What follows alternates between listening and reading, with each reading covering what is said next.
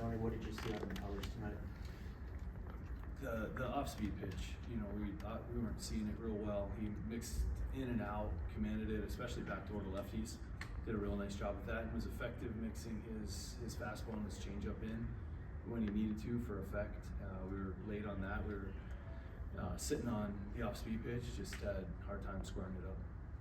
What do you like about the other side of that, though, with Paul and what he was able to bring? Unbelievable. I mean, like his last outings, he's really efficient. Fastball command was there. He mixed it up as well, kept them off balance. Did a great job. Pitch count was down. Was able to get through 8 innings. Just great job by him, and giving us a chance to win. John, with the 2 stolen base attempts in the 7th inning, he's just trying to get something going. Yeah, trying to get something going. Izzy had one earlier in the game. Got in there.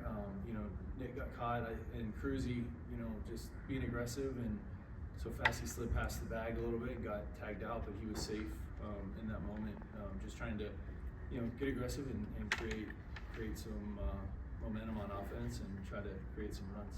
How would you assess Santana there in the 9th and maybe what he was missing tonight? Yeah, his fastball looked good. Paredes just beat him to his spot.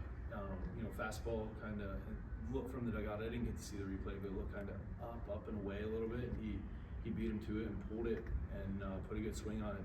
He's been so solid for us all year, and just got beat tonight on a decent pitch. It looked like up in the zone. Donnie, what's kind of key to generating more consistent offense? Like, what needs to happen to kind of gain some consistency there? You've had some good performances and then performances like tonight. Yeah, I was gonna say recently it's been pretty good. I don't want to take one game. It was tough tonight against McCullers, and obviously didn't score at all. As we saw on the road trip, had some flashes there of some really good at bats and put some runs on the board, and we just need to continue to dive into that work that led to those runs. I think where it does get frustrating is, Paul puts up a great start, we don't score any runs for him there, and I think that's something that everybody feels. I just don't want to overreact to it.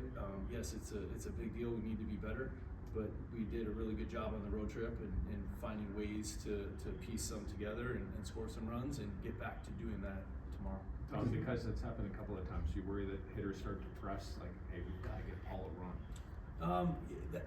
That's a natural question to ask in those moments. I think with his last start out in Arizona, I don't know, we scored 8 runs for him, so it's something that we just need to take. The pitching has done a really good job of staying in the moment, not trying to do too much and keep runs off the board. They've done a really good job. We need to stay with that same approach on offense of passing the baton, not trying to do too much, and when we've stayed gap to gap in those situations, finding a way to drive the ball. I mean, we hit a few balls hard tonight. Canario had one, Izzy had 2 hits. McCutcheon smoked one to right center there with a runner on. Just nothing to show for it in the run column. Does it become harder to do that late in the game when zeros start to stack up? Yeah, and I think when especially late in the game, and they start firing their guys out of the pen too with Abreu and Hader, and we saw that in San Diego when they were bringing Estrada Adam and Suarez out, and we had some really good at bats off those guys. So just continuing to have that mindset of having good at bats and passing the baton is key for us. Are you seeing the other team's pitcher kind of raising his game going up against Paul? Are you seeing that like on a common basis, that they're getting their best efforts from those guys, knowing that you're going up against the guy who's got 9-10 quality starts?